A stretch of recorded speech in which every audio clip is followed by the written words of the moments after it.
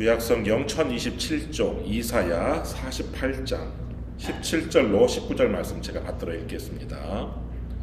너희의 구속자시요 이스라엘의 거룩하신 이이신 여호와께서 이르시되 나는 내게 유익하도록 가르치고 너를 마땅히 행할 길로 인도하는 내 하나님 여호와라. 내가 나의 명령에 주의하였더라면 내 평강이 강과 같았겠고 내 공의가 바닷물결 같았을 것이며 내 자손이 모래 같았겠고 내 몸의 소생이 모래알 같아서 그의 이름이 내 앞에서 끊어지지 아니하였겠고 없어지지 아니하였으리라 하셨느니라. 아멘. 선지자라는 말은 한자로 먼저선, 알지, 사람자입니다. 그러니까 문자적으로는 먼저 아는 사람, 앞을 미리 보는 사람이라는 뜻이죠. 물론 성경에서 선지자는 단순히 미래를 예측하는 미래 예언가가 아니죠. 선지자는 하나님께서 보여주신 일을 먼저 보고 하나님의 뜻을 먼저 깨달아서 백성에게 전하는 사람이죠. 엘리사 선지자가 다메섹에 갔을 때 그 아람 왕 베나닷이 하나님의 뜻을 묻기 위해서 하사엘을 이 엘리사 선지자에게 보낸 적이 있었어요. 그때 엘리사가 하사엘의 얼굴을 바라보다가 울음을 터뜨려요. 열왕기하 8장 11절 말씀 보시면 하나님의 사람이 그가 부끄러워하기까지 그의 얼굴을 쏘아보다가 우니, 엘리사가 울었던 이유는 이 하사엘의 미래를 보았기 때문에 그랬는데 열왕기하 8장 12절 하사엘이 이르되 내 주여 어찌하여 우시나이까 하는지라 대답하되 내가 이스라엘 자손에게 행할 모든 악을 내가 알미라. 네가 그들의 성에 불을 지르며 장정을 칼로 죽이며 어린아이를 맺히며 아이벤 부녀를 가르리라.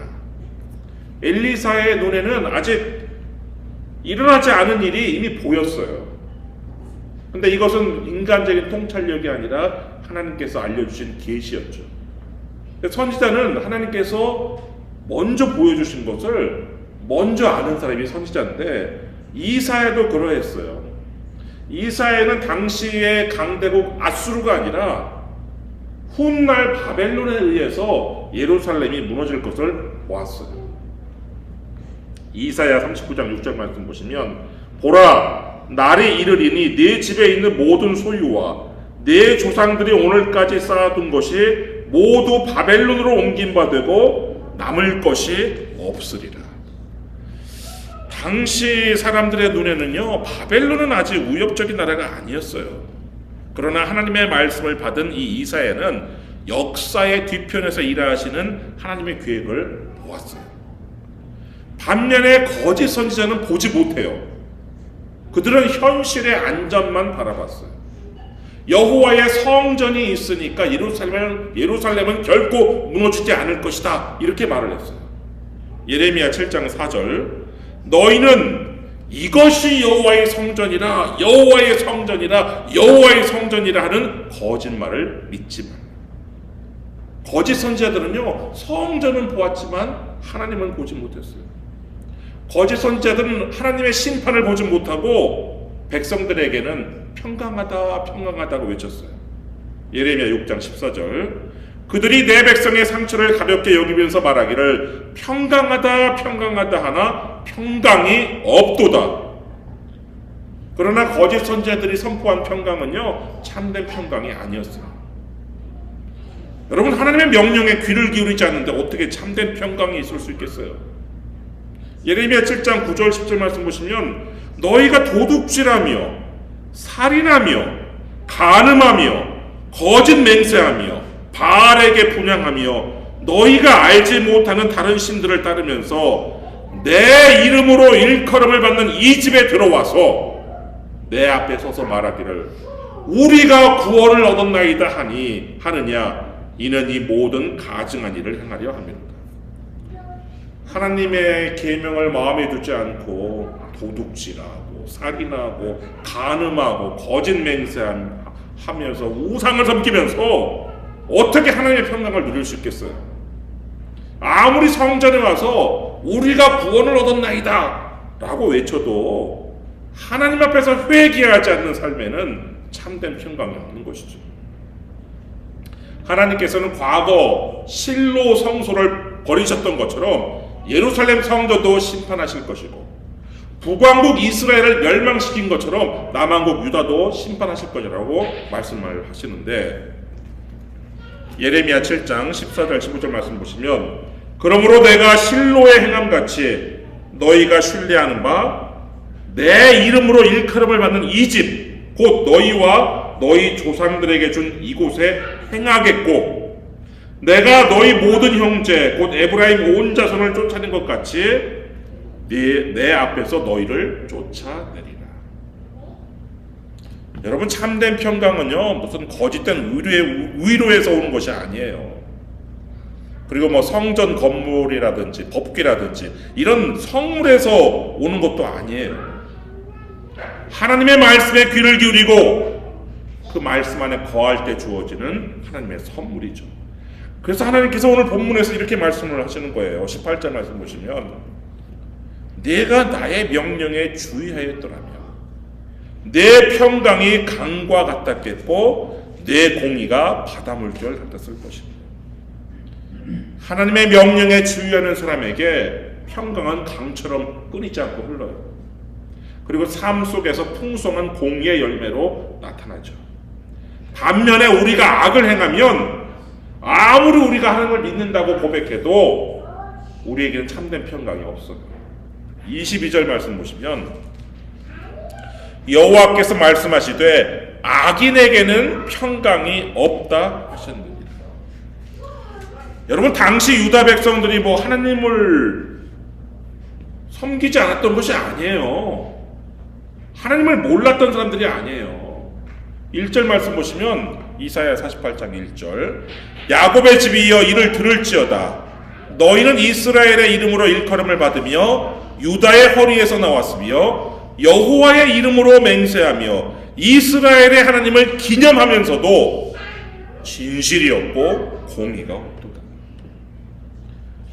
이들은 입술로는 하나님을 시인했어요. 그러나 삶으로는 하나님을 부인했어요. 하나님을 말하면서도 하나님의 뜻과 반대되는 삶을 살았어요. 마음에는 진실이 없었고 삶에는 공의가 없었어요. 이들은 자신들이 뭐 거룩한 성, 예루살렘 출신이라는 것을 막 자랑을 했어요. 2절 말씀 보시면, 그들은 거룩한 성 출신이라고 스스로 부르며 이스라엘의 하나님을 의지한다 하며 그의 이름이 만군의 여호와라고 하나. 이 사람들은 하나님을 의지합니다 라고 얘기를 해요, 말로는. 그리고 하나님의 이름이 무엇인지도 알아요. 만군의 여호와 하나님, 기도도 그렇게 해요. 그런데 입술로는 그렇게 하는데 마음에는 하나님께서 기뻐하실 만한 뜻이 없어요. 진실도 없고 공의도 없고 아주 고집스럽게 하나님의 말씀에 순종하지 않았어요. 4절 말씀 보시면, 내가 알거니와 너는 완고하며 네 목은 쇠의 힘줄이요 내 이마는 노시라. 여러분, 하나님께서 원하시는 것이요 재물이 아니에요. 예레미야 7장 22절 말씀 보시면, 사실은 내가 너희 조상들을 애굽 땅에서 인도하여 낸 날에 번제나 희생에 대하여 말하지 아니하며 명령하지 아니하며. 여러분, 하나님께서 이스라엘 백성을 애굽에서 구출해낸 다음에 시내산에 먼저 도착했을 때 이 백성들에게 하나님께서 명령하신 것이 뭐예요? 너희들 지금 당장 나한테 제물을 바쳐라, 이거였어요? 아니죠. 하나님께서 원하신 것은 말씀을 듣고 순종하는 삶, 그것이었죠. 예레미야 7장 23절 말씀 보시면, 오직 내가 이것을 그들에게 명령하여 이르기를 너희는 내 목소리를 들으라. 그리하면 나는 너희 하나님이 되겠고 너희는 내 백성이 되리라. 너희는 내가 명령한 모든 길로 걸어가라. 그리하면 복을 받으리라 하였습니다. 그래서 하나님께서 친히 하나님의 목소리로 백성들에게 들려준 게 십계명이고, 하나님께서 친히 손으로 기록을 하셔가지고 백성들에게 주신 것이 바로 십계명이란 말이에요. 근데 백성들은 하나님의 음성을 듣지 않았어요. 예레미야 7장 24절 말씀 보시면 그들이 순종하지 아니하며 귀를 기울이지도 아니하고 자신들의 악한 마음의 꾀와 완악한 대로 행하여 그 등을 내게로 돌리고 그 얼굴을 향하지 아니하였으며 이들은 하나님께 등을 돌렸어요. 그리고 자기 길을 걸어갔어요. 고집스럽게. 그렇지만 그 길 끝에는 평강이 없어요. 여러분, 하나님을 믿는다는 고백만으로는 평강이 오지 않아요. 하나님의 말씀을 듣고 그 말씀의 길을 걸어갈 때 참된 평강이 임하는 것이죠. 백성들이 이렇게 하나님께 불순종하고 하나님께 등을 돌렸어도 하나님께서는 끝까지 백성들을 포기하지 않으셨어요. 그래서 계속 끊임없이 선지자들을 보내셨어요. 예레미야 7장 25절 너희 조상들이 애굽 땅에서 나온 날부터 오늘까지 내가 내 종 선지자들을 너희에게 보내되 끊임없이 보내었어. 하나님은요, 한번 경고하시고 너 말 안 들어? 끝내시는 그런 분은 아니세요. 백성들이 회개하고 돌이킬 기회를 얻도록 계속해서 선지자들을 보내셨어요. 그러나 백성들은 끝내 하나님의 음성을 거절했죠. 예레미야 7장 26절 너희가 나에게 순종하지 아니하며 귀를 기울이지 아니하고 목을 굳게 하여 너희 조상들보다 악을 더 행하였느니라. 여러분, 하나님께서 말씀하지 않으신 것이 아니죠. 백성이 듣지 않은 것이죠.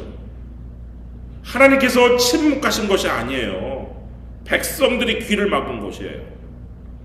결국 그들은 하나님의 진리는 거부하고 거짓을 붙들었어요. 예레미야 8장 5절 이 예루살렘 백성이 항상 나를 떠나 물러가면 어찌함이냐 그들이 거짓을 고집하고 돌아오기를 거절하도다. 결국 하나님의 심판이 임하는데 예레미야 9장 11절 내가 예루살렘을 무더기로 만들며 승냥이 굴이 되게 하겠고 유다의 성읍들을 황폐하게 하여 주민이 없게 하리라. 여러분, 하나님께서 심판하시기를 기뻐하시는 분이 아니에요. 하나님께서는 백성들이 생명의 길을 걷기를 원하시는 분이에요. 그래서 이사야가 하나님을 오늘 본문과 같이 이렇게 소개하는 것인데 16절 너희는 내게 가까이 나와 이것을 들으라. 내가 처음부터 비밀이 말하지 아니하였나니. 17절 너희의 구속자시요 이스라엘의 거룩하신 이이신 여호와께서 이르시되 나는 네게 유익하도록 가르치고 너를 마땅히 행할 길로 인도하는 네 하나님 여호와라. 여러분, 우리 하나님은요, 우리를 억압하시기 위해서 우리에게 명령하시는 분이 아니에요. 우리에게 유익하도록 가르치는 스승이시죠. 그리고 우리를 넘어뜨리는 분이 아니라 우리가 마땅히 걸어야 할 길로 인도하시는 목자와 같은 분이시죠. 그런 하나님께서 왜 십계명을 주셨어요? 우리 자유를 빼앗기 위해서예요? 우리 자유를 빼앗기 위해서 하나님께서 십계명을 주셨어요? 모세가 그 이유를 분명히 이렇게 말하는데 신명기 10장 13절 내가 오늘 네 행복을 위하여 네게 명하는 여호와의 명령과 규례를 지킬 것이 아니냐. 여러분, 하나님께서 명령과 규례를 주신 이유는요, 우리의 행복 때문이에요. 우리가 행복하게 살기를 원하셨기 때문에 십계명을 주셨고, 우리가 평강 가운데 살기를 원하셨기 때문에 마땅히 행할 길을 가르쳐 주신 것이란 말이에요. 따라서 하나님의 계명은 우리를 무슨 속박하는 족쇄가 아니에요. 우리를 행복의 나라로 인도하는 길잡이인 것이죠. 하나님의 계명은 우리의 행복을 빼앗는 것이 아니라 참된 행복으로 인도하는, 하나님께서 인도하는 그런 길이란 말이에요. 우리가 하나님의 말씀대로, 하나님께서 분부하신 대로 그 명령을 삼가 지키면 우리에게 뭐가 넘쳐요? 평강과 공의가 넘치는 것이죠. 이사야 48장 18절 말씀 다시 보시면 내가 나의 명령에 주의하였더라면 내 평강이 강과 같았겠고 내 공의가 바다 물결 같았을 것이며.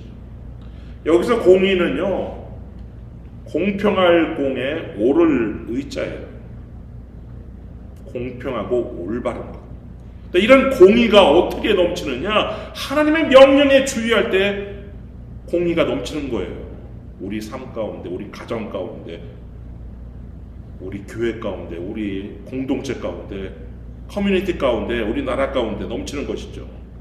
다윗이 하나님 말씀 안에서 올바르게 이스라엘을 다스릴 때는요, 다윗의 가정과 다윗의 나라에 공의가 가득했어요. 사무엘하 8장 15절 말씀 보시면 다윗이 온 이스라엘을 다스려 다윗이 모든 백성에게 정의와 공의를 행하였어요. 그러나 다윗이 하나님의 계명을 어기고 우리아의 아내 밧세바를 취하면서부터 다윗의 집과 다윗의 나라에는 평강이 사라지고 공의가 소멸되었어요. 장자 암논이 이복 동생 다말을 범했고 그 다말의 친오빠 압살롬은 암논을 죽였어요. 가정 내의 갈등은 나라의 내전으로 확대되었어요.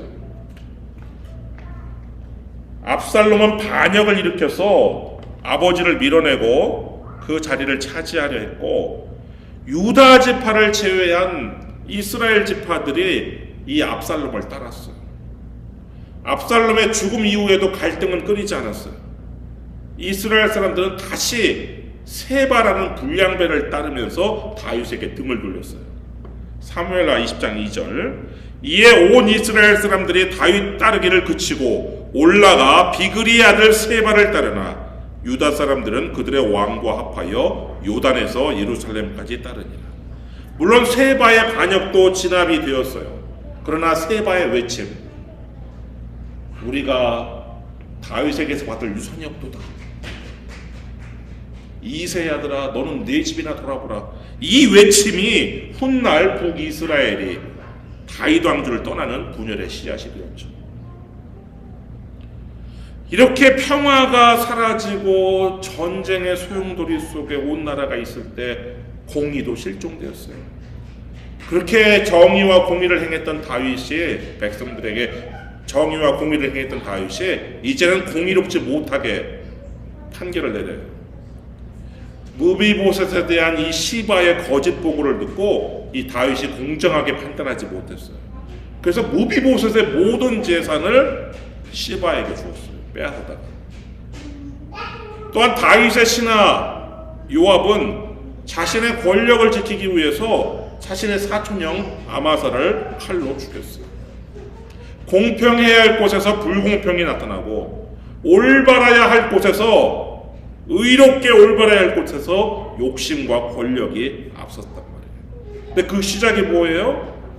하나님의 말씀 하나를 가볍게 여긴 것에서부터 시작된 거예요. 여러분, 하나님의 계명은 우리를 억누르는 집이 아니에요.